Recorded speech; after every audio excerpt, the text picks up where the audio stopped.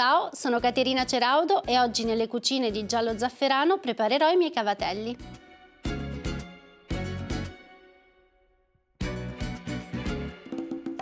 Per preparare i nostri cavatelli uniamo la semola e la farina.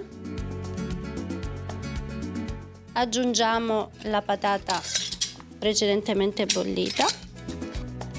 Nella versione tradizionale non c'è la patata, in questo caso l'ho aggiunta per dare più morbidezza all'impasto. Aggiungiamo l'acqua e impastiamo.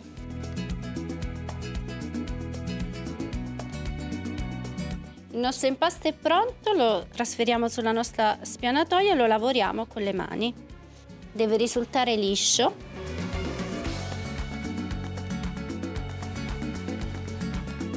L'impasto è pronto. Adesso lo tagliamo e lo stendiamo. Aggiungiamo un po' di farina sul nostro tavolo. Formiamo dei cordoncini.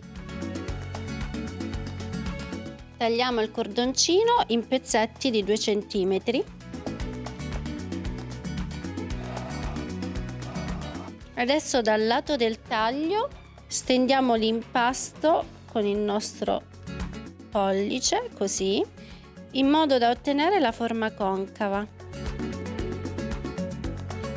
Man mano che sono pronti li mettiamo su un vassoio leggermente infarinato. I cavatelli sono pronti, adesso li possiamo cuocere subito oppure congelare o essiccare. Alla prossima ricetta!